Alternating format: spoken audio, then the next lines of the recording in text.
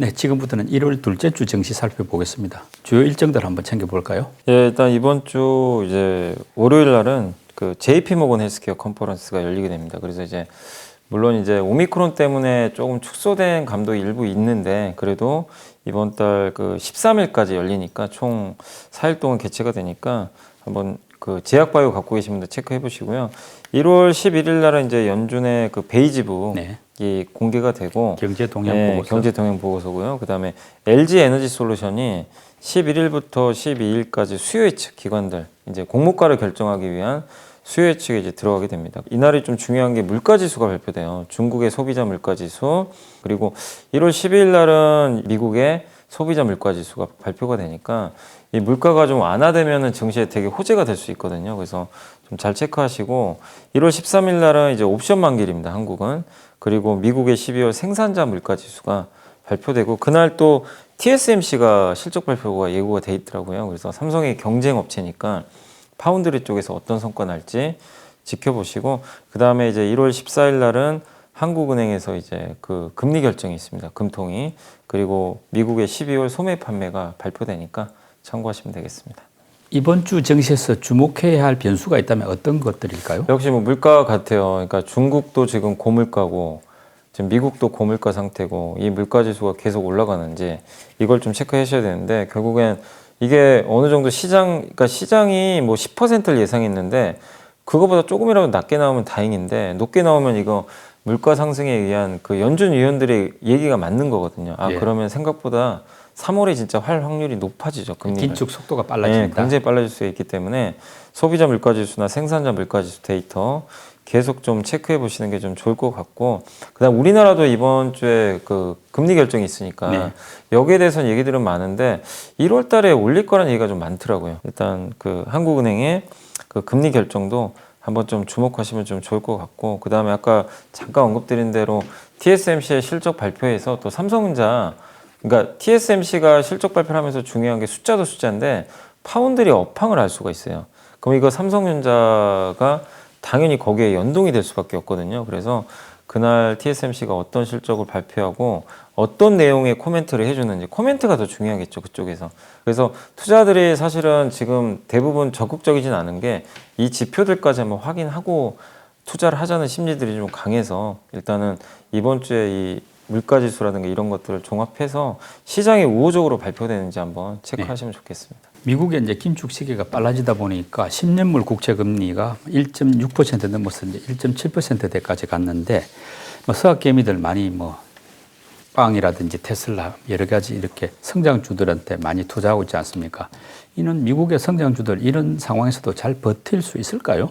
일단은 좀 버티기가 솔직히 쉽진 않아요. 이게 왜냐면 안 올랐으면 또 모르는데 아시겠지만 우리나라는 반대로 나스닥 빅테크 엄청나게 올랐잖아요. 네. 지금 애플도 시총 3조 달러 돌파했었고 테슬라도 뭐 그 작년 저점 대비해서 2배 이상 오르기도 할 정도로 많이 올랐기 때문에 일단 가격 부담이 있는 상황에서 금리가 국채 금리가 지금 거의 10년물이 1.7%까지도 튀었더라고요. 네. 그래서 제가 이제 봤더니 작년 2월에요.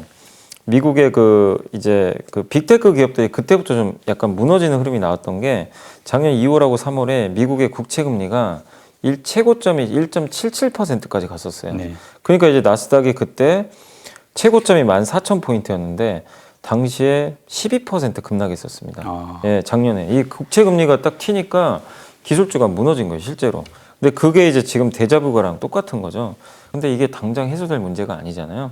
그러다 보니까 장기 국채 금리는 지금 쉽게 꺾일 위치는 아닌 것 같아요. 그러니까 적어도 1.7 이상에서는 좀 한두 달은 네. 유지할 가능성이 높습니다. 이러면은 작년 2, 3월하고 똑같잖아요.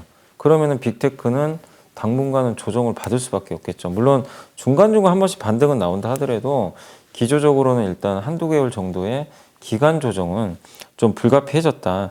이렇게 좀 보시면 좀 좋을 것 같아요. 그래서 빅테크를 가지고 계신 분들은 일단 지금은 조금 불편할 수밖에 없는 상황이 전개된다. 이걸 좀 인정을 하시고 투자를 하셔야 될 것 같아요. 그 14일 금통위에서 이제 기준금리를 0.25%포인트 올린다. 이게 시장의 일종의 컨센서스인데 이렇게 금리 인상 국면에서는 역시 뭐 보험, 은행 같은 이런 금융주가 상대적으로 유리하다고 봐야 되겠죠? 유리할 수밖에 없고요. 아마 머니온라인을 계속 보신 분들 아시겠지만 제가 한 2, 3주 전부터 계속 은행주나 보험주 얘기를 많이 해드렸을 거예요. 왜냐하면 이게 금리 인상이 한 번에 끝날 게 아니라 좀 구조적으로 갈 수밖에 없다. 그러면 이제 결국엔 그러니까 은행 보험주가요, 항상 뭔가 금리 인상할 것 같으면 먼저 올랐다가 막상 하고 나면 부러져 버렸어요. 왜냐면 이게 구조적이 아니라 뭐 일시적으로 올랐다 말겠지, 이게 강했는데 지금은 그럴 단계는 아닌 것 같아요. 여기에 이제 미국까지 네. 금리 최소한 2년 올린다고 하잖아요.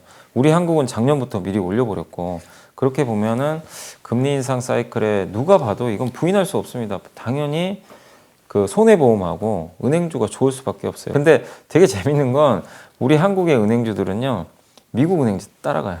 거의 판박이에요, 진짜. 이거는 네. 너무 신기하시죠. 근데 한국의 은행주를 선택하는 건 개인들이 선택 잘 안 합니다. 대부분이 외국인들이 은행주를 많이 사요. 근데 미국을 보고 사요. 그래서 거의 똑같이 가요. 그래서 저는 우리 한국의 기준금리도 물론 중요하지만 우리나라 은행주들은 거의 미국 금리나 은행주를 쫓아가기 때문에 따라갈 수밖에 없다. 근데 이게 2년 사이클이에요, 지금. 네. 그래서 은행주, 보험주, 그리고 주가 싸잖아요. 네. 뭐 저평가는 다들 알고 계실 거예요. 그래서 은행, 보험주에 대해서는 저는 이제 투자하신 분들이라면 한 종목 정도는 꼭 포트에 편입해 놓는 게 좋다라고 보고 있습니다. 한중이 삼성전자 부회장이 이제 CS 기자간담회에서 네. 대형 M&A가 있다 이런 식으로 약간 예고를 했는데 이게 어떤 의미인지가 좀 궁금하고, 역시 대형 M&A가 된다면 삼성전자 주가에는 좀 도움이 되지 않겠나 싶은데 어떨까요? 많은 애널리스트 분들이 작년에 삼성전자 주가 올라가기 위해서는 뭐 많은 이제 조건들을 했어요. 근데 그 중에 이제 하나로 M&A를 얘기하시더라고요. 근데 아직은 결과물이 없는데 분명히 IR에서도 많이 얘기를 했어요. 삼성전자 뭐 관계자들도 뭐 M&A 하겠다 조만간 이렇게 언급을 했는데, 한종이 이제 그 부회장이 이번에 직접적으로 좀 굉장히 그 날짜가 좀 생각보다 빠를 수 있다라고 언급을 해버렸더라고요. 네. 그러니까 지금 그 내용을 종합해 보면 우리가 추리할 수 있는 건 지금 뭔가 서로 주고받는 게 있는 것 같아요. 지금 뭔가 딜은 이루어지고 있는 것 같은데 M&A를 어쨌든 저는 삼성전자 해야 된다고 생각합니다. 왜냐하면 지금 100조 원의 현금을 네. 그냥 가만히 놔둔 거는 이거는 주주들한테 전혀 도움이 안 돼요. 그냥 현금만 쌓아놓은 거잖아요. 그래서 이걸 이용해서 자사주를 매입하든가 아니면 M&A를 해서 덩치를 키우면 돼요. 삼성전자가 좀 약한 부분이 전장 쪽이잖아요. 예. 자동차 반도체를 뭐 주력이 아니니까. 그러니까 자동차 반도체를 생산하는 업체가 아니라 설계하는 업체가 중요한데 이거를 인수하면은 차량용 반도체 시장이 이제 자연스럽게 뛰어들고 시간을 단축할 수 있잖아요. 그리고 차량용 반도체 하면 대표적인 게 NXP, 네덜란드에 이 회사가 이제 물망이 자꾸 오르는데, 근데 이제 걱정은 그거죠. 인수를 NXP는 원할 수도 있지만 다른 나라들이 원하지 않을 수가 있어요. 이게 8개국인가 동의를 해야 네, 되죠. 동의해야 돼요. 이제 제일 걸리는 게 중국입니다. 예. 중국이 인텔을 승인해 줬는데 네. 이게 NXP까지 승인해 줄까? 이거에 대한 걱정이 좀 있어서 그게 좀 아쉽긴 하지만 그래도 일단은 뭐 어쨌든 해야죠. 얘기 나온 거니까 인공지능 회사도 뭐 거론되고 있고 5G 뭐 아니면 로봇 회사 뭐 이런 것도 거론되는데, 근데 우리가 항상 떠오르는 건 NXP를 많이 떠올리더라고요. 예. 네, 그래서 아마 많은 전문가들이 MXP를 만약에 이제 하게 되면 기업가치 올라가니까 좋게 보는데, 뭐 조만간 한번 기다려 보자고요. 우리가 뭐 알 수는 없지만 직접 부회장의 입에서 언급이 됐던 거니까 어떤 기업들은 한두 개 정도는 나올 것 같고, 예, 그래서 그 뉴스가 만약에 진짜로 실현이 된다면 당연히 삼성전자는 8만 전자 이상을 갈 수 있는 저는 강력한 모멘텀이 될 수 있다, 이렇게 생각을 하고 있습니다. 그러니까 LG 에너지 솔루션 상장이 이제 다가오는데도 불구하고 2차 전지 주가들이 관련주가 대체적으로 견조하더라고요. 네. 상식적으로 좀 빠져야 될 것 같기도 한데, 그 말은 결국 대형 IPO에 따랐던 수급 쏠림 이게 이미 반영이 됐다 주가에, 뭐 그렇게 해석해야 됩니까? 어느 정도 반영은 된 것 같아요. 정말 그때 특히 가장 많이 영향을 받았던 회사가 바로 당사자죠. LG 화학이 제일 많이 빠졌고요. 당시에 네. 그냥 그 주가가 이게 80만 원에서 60만 원까지 빠졌으니까 굉장히 가파르게 지금 하락을 해버렸는데, 일단은 미리 선반영이 된 것 같고, 특히 뭐 ETF나 아니면 이제 또 코스피 200에 편입이 되고 이러다 보니까 아직 사실은 이 이슈가 완전히 끝난 건 아닙니다. 이제 막상 이번 달 말 1월 27일에 상장을 하고 나면 아마 기관 쪽에서 LG 에너지 솔루션을 계속 매수를 할 거예요. 그렇겠죠. 그럼 LG 화학을 상대적으로 팔겠죠 또. 네. 그런 부분들이 나올 수 있어서 아직 완심할 단계는 아니지만 일단은 미리 판 것들이 좀 많아요. 그러니까 이게 LG에너지솔루션 상장이 다가오면서 특히 기관에서 엄청 팔았어요. 다른 뭐 삼성이나 SK나 뭐 또는 이런 쪽도 같이 팔지 같이 않나요? 좀 팔긴 팔았어요. 근데 네. 되게 아이러니한 건, 그러니까 재밌는 사실은 이 물량을요, 외국인에서 다 받아버린 거예요. 받고 나서, 그러니까 지금 기관들의 물량만 생각하면 주가가 60만 원 깨질 수도 있었거든요. 네. 근데 그 상황에서 외국인이 갑자기 기관 물량을 싹 받아버렸습니다. 이거는 역시 항상 주가라는 게 그런 것 같아요.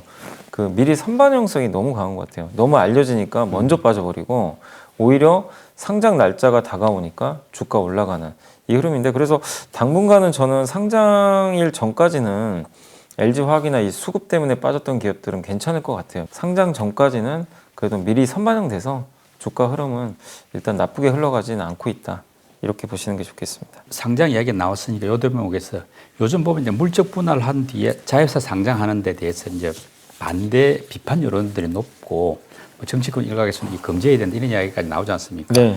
뭐 LG 에너지 솔루션은 상장을 한다고 하지만 뭐 SK온이라든지 또 다른 또 뭐 관련 기업들 이런 분할 상장이 꽤 예고가 돼 있는데 뭐 앞으로는 그러면은 좀 제도 개선이 돼 가지고 기존 주주들한테 이렇게 약간 뭐 배려를 해주는 그런 상황이 될 수도 있다고 기대도 좀 될까요?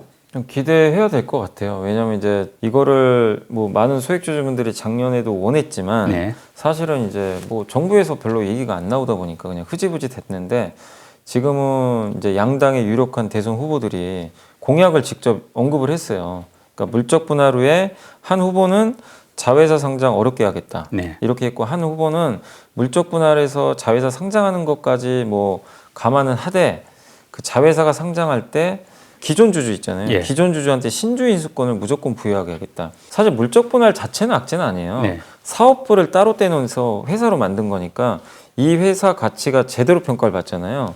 그래서 오히려 가치가 기업 가치가 올라가는 경우가 많은데, 이게 주가에 부정적이었던 게 이 회사 주주가 내가 못 되니까 네. 상장을 시켜버리면 그러니까 기존 주주로서는 가치가 이제 녹아내리는 거죠. 네, 녹아 내려버리니까. 근데 상장만 안 하면 되거든요. 안 하면은 100% 자회사예요. 네. 그럼 좋죠. 내가 예. 손해 볼 게 없어요. 오히려 더 좋죠, 사실은. 근데 그 기존의 지금 회사들 같은 경우 어떤 형식, 이번 LG에너지솔루션이 상장을 하는데 기존 주주는 단 한 주도 못 받아요. LG화학 주주들이 예, 그래서 가치가 화가 나는 떨어진 거죠. 거죠. 예. 예. 그래서 저는 LG화학도 이거 잘못했다고 보는 게, 정관을 좀 고쳐서라도 기존 주주한테 좀 배려를 했어야 되는데 너무 성장만 생각하고, 그러니까 이거는 정말 저는 아니라고 저도 생각을 하거든요. 그래서 반드시 이제 이런 것들이 고쳐져야 되는데, 이거를 이제 양당의 대선 유력 후보들이 언급을 했습니다, 공약에. 네. 그렇기 때문에 저는 바뀐다고 보고, 그리고 한 가지 더 여러분들이 좀 보셔야 될 게, 저는 올해 반드시 이것도 고쳐졌으면 좋은 게, 작년에 네. 한샘하고 광주신생에 좀 쇼크가 있었어요. 뭐냐면 한샘 같은 경우는 이제 대주주가 지분을 매각했거든요. 네. 이제 다른 뭐 사모펀드나 이쪽에 넘겼는데, 그 대주주가 지분 매각을 할 때 기존 가격이 있잖아요. 그 가격보다 보통 30에서 40% 프리미엄을 받고 팔아요. 네. 그럼 그걸 팔면 대주주는 좋잖아요. 근데 소액주주는 아무것도 못 받아요. 그리고 광주신세계도 그때 정영진 부회장이 네. 지분을 매각했는데, 지분을 매각했지만 그 지분 자체 광주신세계 주주분들이 이제 신세계에 그걸 넘겼거든요. 예. 근데 광주신세계 주주분들은 정영진 회장은 그걸 팔아서 현금을 챙겼지만 없어요. 뭐 이렇게 비싸게 팔 수도 없는 거고. 그러다 보니까 이제 어떻게 보면 좀 약간 주주분들이 피해를 받는 그런 현상들이 나오는데, 외국이나 이런 데 영국 같은 경우는 만약에 이런 일이 발생하잖아요. 매수 청구권이 들어간대요. 그러니까 주주 동의도 당연히 어느 정도 받아야 되지만, 예. 만약에 대주주가 40% 비싼 가격에 매각을 했어요. 예. 그럼 기존 주주도 그 가격에 팔 수 있는 권리, 매수 청구권. 예, 예. 그거를 인정을 해줘요. 네. 안 하면 소송 가요. 우리나라는 없어요. 예. 이것도 반드시 돼야 됩니다. 네. 그래야 대주주만 수익이 나고 소액주주는 피해를 받는 네. 그런 현상은 좀 없어진다고 보거든요. 그래서 작년에 이런 일들이 좀 많았는데, 올해는 정치권에서도 이 부분까지도, 물적 분할도 물론 신경 써야 되겠지만 이 부분도 신경을 써서 네. 소액주주 가치를 반드시 좀 올려주는 그런 정책이 좀 바뀌었으면 좋겠습니다. 자동차 같은 경우는 작년에는 전기차가 대세였는데 네. 올해는 자율주행 이게 좀 화두로 나오더라고요. 그 국내 자율주행 관련주들 뭐 업황은 어떻고 또 주가 전망은 어떻게 보십니까? 올해? 되게 좋습니다. 이게 제가 느꼈던 게, 작년 12월부터 현대차 기사가 나온 걸 봤는데, 그 자율주행차를 좀 생각보다 빨리 출시한다고 하더라고요. 그러니까 그것도 서울에. 예, 그래서 올해 아마 나올 거예요. 이 레벨 3라고 하는데 그게 뭐냐면 이제 운전자가 평소엔 개입을 안 하는데 돌발 상황에서만 이제 개입을 한 번씩 하는 거예요. 그래서 어쨌든 그것도 자율주행이죠.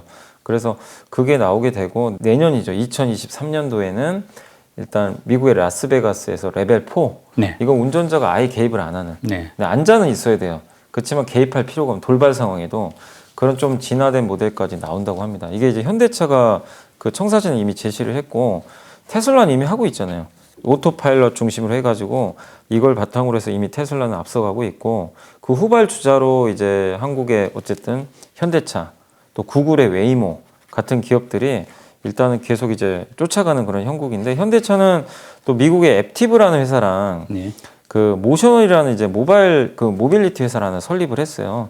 이거 가지고 2023년에 로보택시가 이제 출시가 되거든요. 근데 한 가지 좀 걸리는 건 규제가 완화돼야 돼요. 왜냐하면 이게 보험 문제도 있잖아요. 이게 만약에 사고 나면 누가 책임질 거냐? 이 부분 운전자 잘못이냐, 회사 잘못이냐? 왜냐하면 나 운전 안 했는데 이럴 수 있잖아요. 그래서 이거에 대한 제도 개선이 어쨌든 빨리 이루어져야 자율주행이 빨리 보급이 되지. 이게 만약에 제도 개선이 안 되면 만들기는 할 텐데 대중화가 늦어질 거 아니에요. 네. 그래서 이 부분이 저는 좀 변수가 될 수는 있다. 결국 어쨌든 가긴 갑니다. 네. 자율주행 안 할 수는 없고 방향은 맞는데 속도는 정부의 의지에 달린 것 같아요. 네. 그래서 속도 정부의 어떤 정책들이 나오는지 그건 체크하시고 투자를 하신다면 그러면은 어디를 해야 될 거냐? 결국엔 그 소프트웨어 기업들, 네. 예, 차량용 소프트웨어 그리고 어차피 우리가 자율주행을 타면 이제 사람이 가만히 있잖아요. 그러면 그 안에서 볼거리, 뭐 콘텐츠 같은 거 네. 그런 회사도 괜찮고 그 다음에 카메라. 네. 자율주행은 카메라가 많이 달릴 수밖에 없어요. 카메라, 그 다음에 5G, 6G 통신망도 중요하니까 이런 기업들에 대해서 한번 공부를 하셔서 보시면 좋을 것 같습니다. 요 관련 밸류체인들 주가는 지금 어떻습니까? 굉장히 좋습니다. 특히 현대차 그룹에서 소프트웨어 담당 회사가 현대오토에버인데 네. 그 회사가 한 달 전에 11만 원이었는데 이번에 14만 5천 원까지 갔었어요. 네. 그러니까 현대차 주가 못 갔잖아요. 근데 오토에버는 급등했거든요. 그래서 자율주행차 관련주들 좋고 또 자율주행 카메라 만드는 그런 기업들이 있어요. 뭐 MC넥스나 세코닉스나 이런 기업들의 주가가 최근 한 달 만에 뭐 한 최소 30% 이상씩 오르면서 굉장히 지금 퍼포먼스는 좋은 상황입니다. 그럼 지금 들어가기는 이미 늦은 거 아닙니까? 지금은 좀 올랐잖아요. 네. 그런데 이 산업은 메가 트렌드 산업이잖아요. 그래서 네. 분명히 또 눌러주는 흐름이 나올 거예요. 그래서 고점 대비해서 한 10% 정도 조정이 나오면 그때를 한번 이용해 보시면 좋겠습니다. 네. 이번 주 증시에서 좀 주목해 볼 만한 업종이 있다면 어떤 쪽일까요? 지난주에 경기 민감주가 서서히 움직이기 시작했잖아요. 네.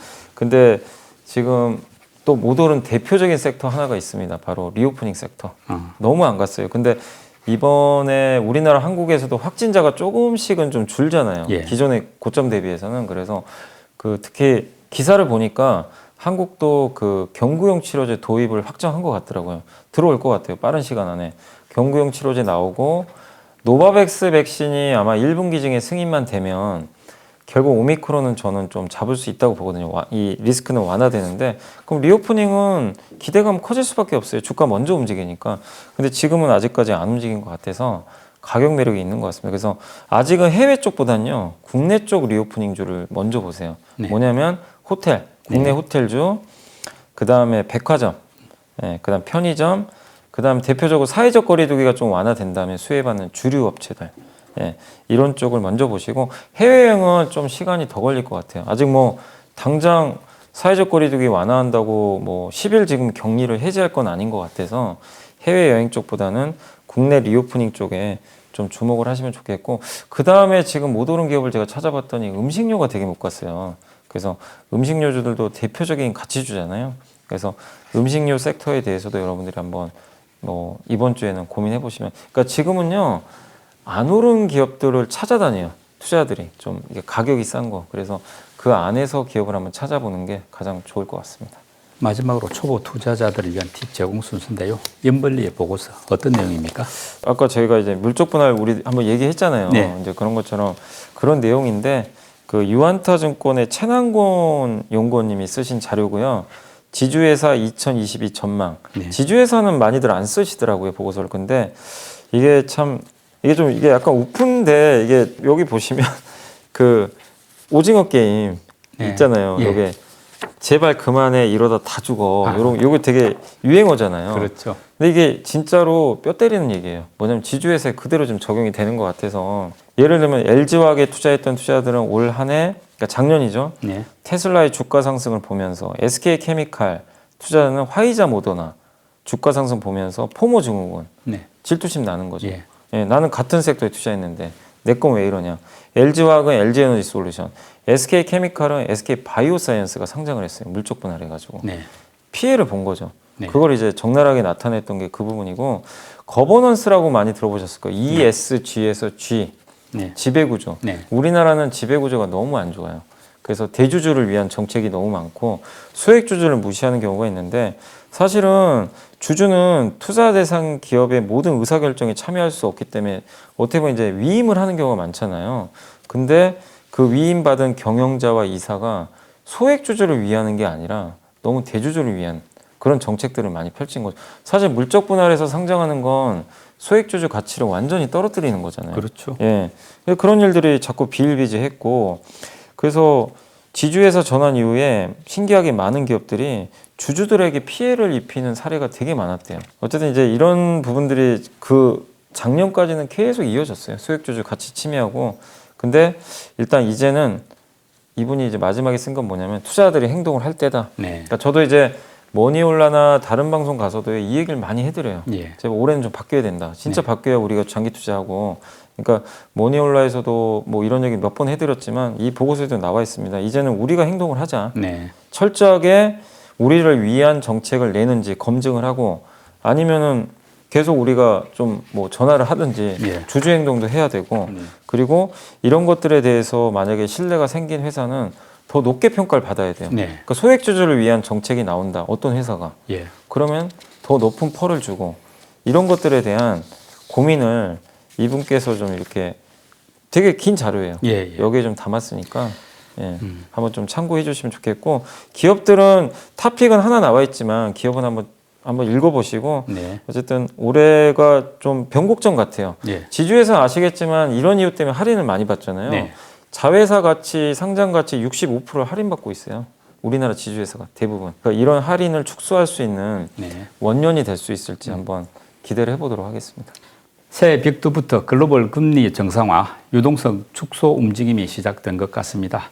올 한 해 정신 바짝 차려야 할 것 같고요. 이럴 때일수록 공부가 더 필요해 보입니다. 연불리의 비밀 노트가 도움이 되기를 바랍니다. 오늘 순서 마칩니다. 연 이사님 새해 복 많이 받으시고 건강하십시오. 네, 감사합니다.